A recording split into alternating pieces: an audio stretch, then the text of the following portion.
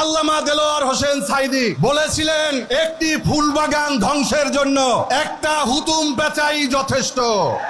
মাননীয় প্রধানমন্ত্রী, বিএনপির যেই ফুলের বাগান, এই বাগান ধ্বংসের জন্য একজন সালাউদ্দিন আহমেদই যথেষ্ট। বিএনপি ধ্বংসের জন্য মীর শাহ আলম যথেষ্ট। তারা আজকে ডালে ডালে হুতুম পেঁচা বসে গিয়েছে। বন্ধুরা, মাননীয় প্রধানমন্ত্রী, আমরা বলতে চাই, এই হুতুম পেঁচাদেরকে থামান, তা না হলে দেশের জনগণ রাজপথে নেমে থামানোর ব্যবস্থা করবে। সংগ্রামী রংপুরবাসী, আপনারা জানেন যে আমাদের দাবি হচ্ছে গণভোটের রায় বাস্তবায়ন করতে হবে। আমরা এই রায় বাস্তবায়নের জন্য দীর্ঘদিন যাবৎ কাজ করে আসছি, কিন্তু গত পরশুদিনে আমরা লক্ষ্য করেছি একজন সংসদ সদস্য যিনি ঋণ খেলাপির দায়ে শপথ গ্রহণ করতে পারেননি, কোর্ট থেকে রায় দেওয়ার সাথে সাথে রায়ের কপি নির্বাচন কমিশনে জাতীয় সংসদ ভবনে দেওয়ার আগেই তার শপথ হয়ে গেছে। এটা কেমন কথা? আমরা দেখতে চাই মাননীয় প্রধানমন্ত্রী, আরেকটি রায় হয়েছে, সংবিধানে গণভোট সংযুক্ত হয়েছে। এবার আপনাকে করতে হবে এই গণভোটের রায় বাস্তবায়ন করতে হবে।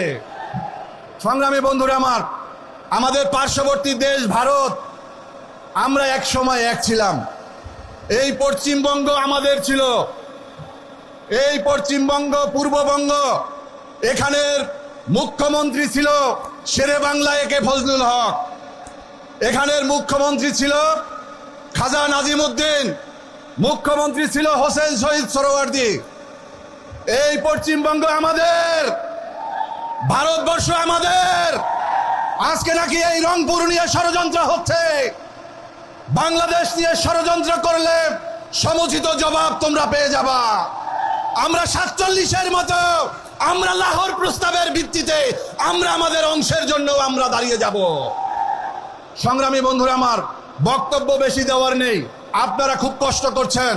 2014 সালে এই মঞ্চে ঠিক একই জায়গায় মঞ্চ ছিল, দেশনেত্রী বেগম খালেদা জিয়া এবং জামাত ইসলামীর নেতৃবৃন্দ সহ আমরা এখানে বসে, আপনারা কাক ভিজা ভিজেছিলেন একইভাবে, এবং বেগম জিয়া সহ আমরা এখানে অবস্থান করে তারপরে আমাদের সমাবেশ সফল করেছিলাম।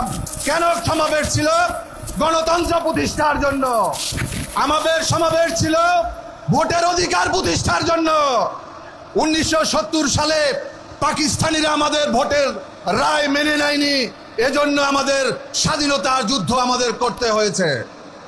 কিন্তু বিগত জানুয়ারি মাসের আমাদের গণভোটের রায়ও মেনে নেয়নি, এজন্য কি আরেকটা যুদ্ধ করতে রাজি আছেন? আমরা যুদ্ধ করতে রাজি, আমরা জীবন দিতে রাজি, তবু আমাদের গণভোটের রায় বাস্তবায়ন করে ছাড়বো ইনশাআল্লাহ।